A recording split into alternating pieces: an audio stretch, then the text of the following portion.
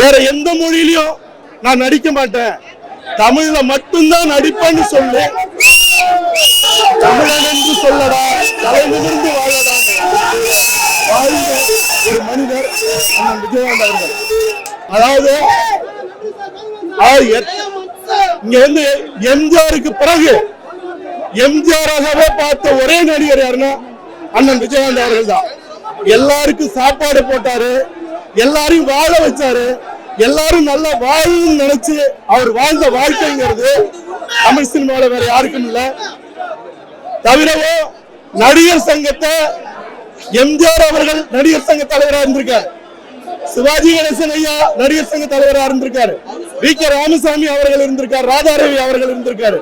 ஆனால் எல்லா காலத்திலுமே கடனோட இருந்த நடிகர் சங்கத்தை கடனையும் அடைச்சு பல கோடி ரூபாய் அந்த நடிகர் சங்கத்துக்கு வைப்பு நிதியாக வைத்துட்டு போன ஒரே நடிகர் நடிகர் சங்க தலைவர் தான்.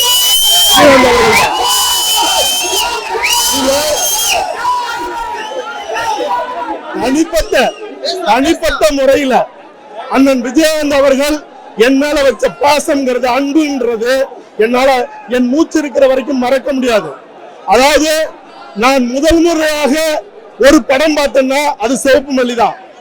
எங்க அப்பா கம்யூனிஸ்டா இருந்ததுனால முதல் முறையா கூட்டிட்டு போய் ஒரு திரையில ஒரு மனிதனை பாக்குறேன், கம்பீரமான மனிதனா, அந்த கருத்த உருவம், சிவந்த கண்களோட, எரிமலை எப்படி பொறுக்கும், நெருப்புக்கு இன்னுமா உறக்கம், ரத்த சாட்டையை எடுத்தான்னு அவர் பாடின அந்த முறை, அவர் பார்த்த நிலை, கண் வழியாக மனசுக்குள்ள சிம்மாசனம் போட்டு வாழ்ந்தவர் விஜயகாந்த் அவர்கள்.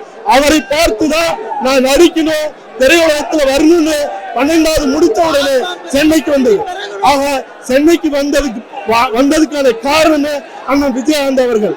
என்கிட்ட அவர் சொன்ன ஒரே ஒரு விஷயம் என்னன்னா,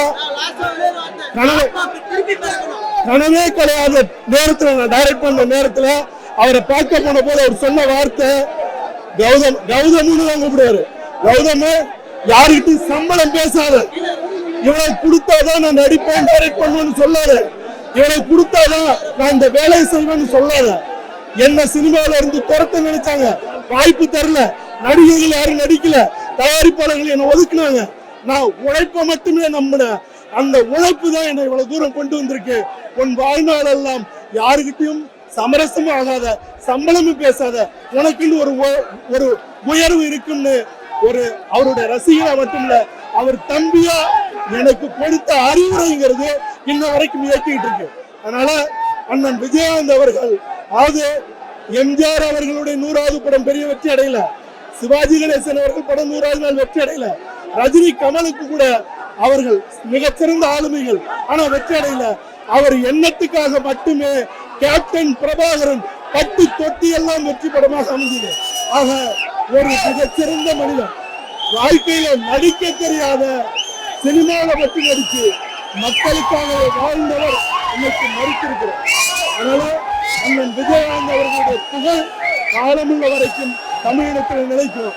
ஈழத் தமிழர்களுக்காக உண்ணாவிரதம் இருந்து தன்னுடைய மகனுக்கு விஜய் பிரபாகரன் பேர் வச்சு தன்னுடைய பிறந்த நாள் தமிழீழம் அடைகிற வரைக்கும் பிறந்த நாள் கொண்டாட மாட்டேன்னு சொன்ன ஒரே ஒரு நடிகர் விஜயகாந்த் அவர்கள். அதனால ஒட்டுமொத்த தமிழினமும் அவருக்கு கடமைப்பட்டிருக்கு.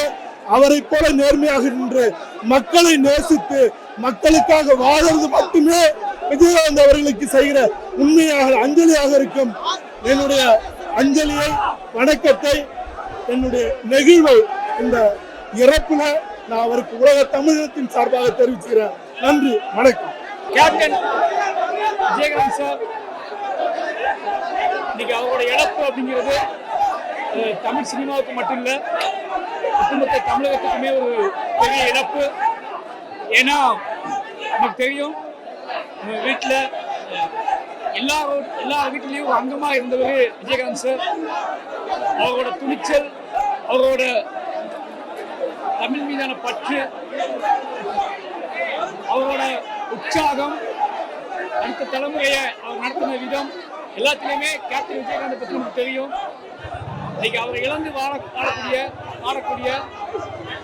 அவரோட கழக உடம்புகளுக்கும் சினிமா உலகினருக்கும் நண்பர்களுக்கும் குடும்பத்திற்கும் என் ஆழ்ந்த எண்ணங்களை தெரிவித்துக் கொள்கிறேன். சினிமால எல்லாருக்கும் சமமான சாப்பாடு கிடைப்பதற்காக வழிமுறை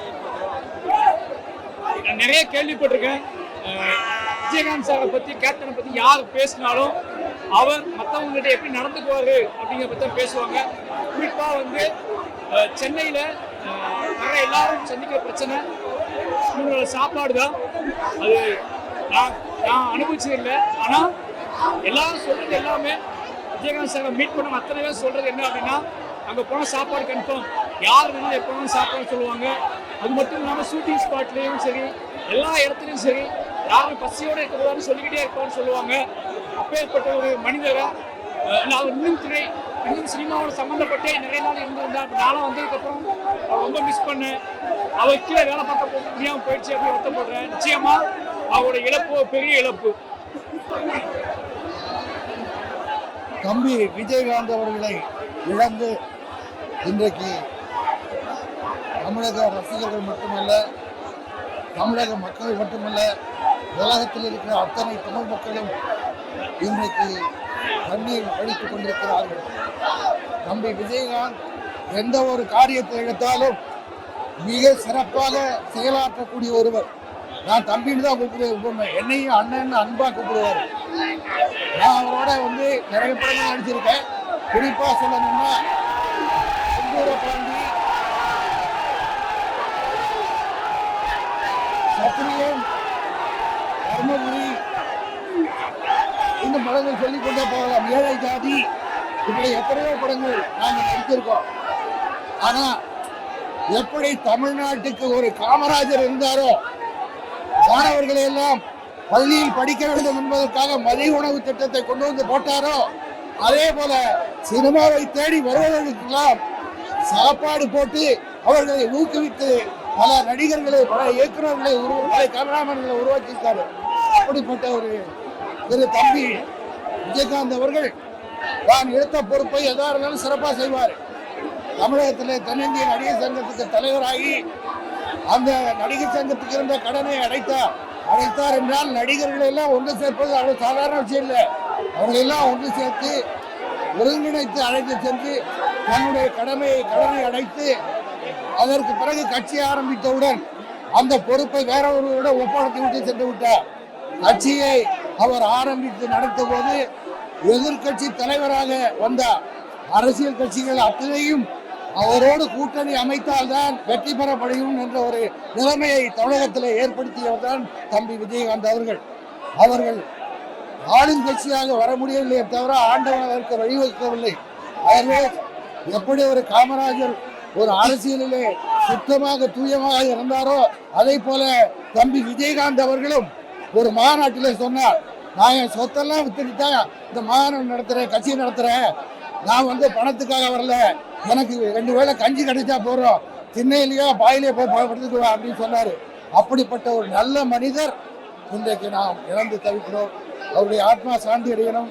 அவருடைய கட்சி தொண்டர்களுக்கும் ரசிகர்களுக்கும் தமிழ் மக்களுக்கும் அவர் குடும்பத்தை சார்ந்த சகோதரி பிரேமலதா விஜயகாந்த் அவர்களுக்கும் பிள்ளைகளுக்கும் சுதீஷ் அவர்களுக்கும் அவர் குடும்பத்தாருக்கும் என்னுடைய ஆழ்ந்த இரங்கலை தெரிவித்துக் கொள்கின்றேன். அது இல்லாம ஃபைட்ல வந்து ரொம்ப சூப்பரா பண்ணுவாரு. எனக்கு ரொம்ப பிடிச்சதே விஜயகாந்த் அவர்கள் தம்பி விஜயகாந்த் ஃபைட் தான். வாழ்க்கையிலையும் ஃபைட் பண்ணாரு, படத்திலையும் ஃபைட் பண்ணாரு.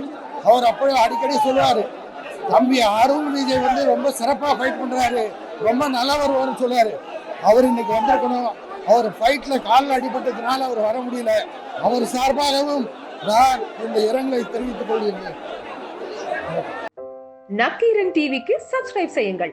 உங்கள் ஆதரவே எங்கள் பலம். ஆசிரியர்களுக்கு நண்பனாகவும் மாணவர்களுக்கு ஆசானாகவும் திகழும் தேர்வு வழிகாட்டி. ஒவ்வொரு பாடத்திற்கும் அனுபவமிக்க ஆசிரியர்களின் துல்லியமான தெளிவான விடைகள். CNC இருக்கு, தேர்வு பயம் எதற்கு? இது தீரன் பப்ளிஷிங் ஹவுஸ் விற்பனை வெளியீடு.